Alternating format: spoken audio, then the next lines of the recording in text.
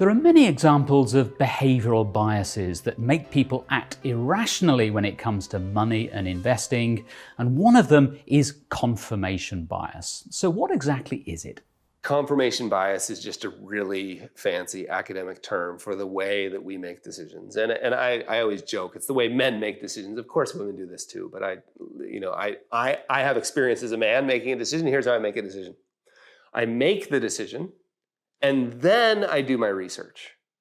And my research consists of summarily dismissing anything that disagrees with the decision I've already made and rounding up evidence that supports the decision I've already made, right? Like the joke I always tell is if I've made a decision about something and I wake up in the morning and there's an email that says 10 points of data to prove that that decision you made is wrong, and right below it there's an email that says 10 points of data to prove that that decision you made is right, I delete one and open the other, and it's no prizes for guessing which one.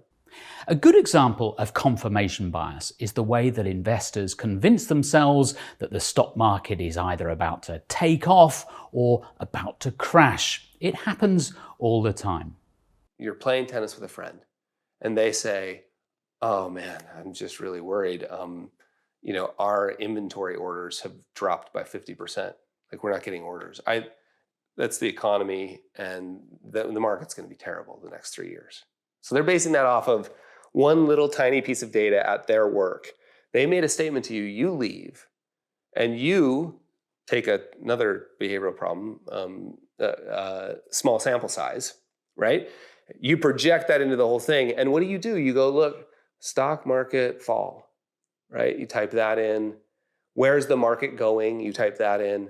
You find a bunch of other people saying the market's going down. Are they there? Of course, all the time. And there's also people saying it's going to go up. Next thing you know, you're making the phone call to sell everything. And when you back it all out, you're like, wait, I'm doing all of that because their orders have fallen?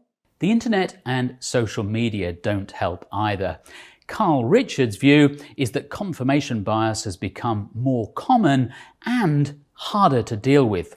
One of the reasons it's harder is because you can always find confirmation of the decision you've made. So, and we're just sort of hardwired. Anything else would require us to do something that's really challenging for humans, and that's to admit we were wrong, even if it's just to ourselves. Right? So if I make a decision to do this, and I explore or even entertain information that's what we call disconfirming evidence, if I even explore and entertain that, I have to be open to the idea that I might change my mind. And we know what we say about people who change their minds, right? Like flip-flopper, wishy-washy, they don't know what they're doing, they're not direct. And being wrong is hardwired into our system. Like being wrong equals death, right? You'll be excluded from the herd and you'll therefore be eaten. So what can you do about confirmation bias? Here's a useful tip. I love this phrase of strong opinion loosely held. Right? So make a decision, and instead of thinking this is absolutely the decision, trick your brain into thinking it's absolutely the decision, because then you'll start moving that direction, but just hold it as a strong opinion loosely held. The reason it's a strong opinion is because you got to start acting that way to find new information. But then loosely held part is build into the loosely held part the active search for disconfirming evidence. You're actually not looking for confirming evidence. You're looking for disconfirming evidence.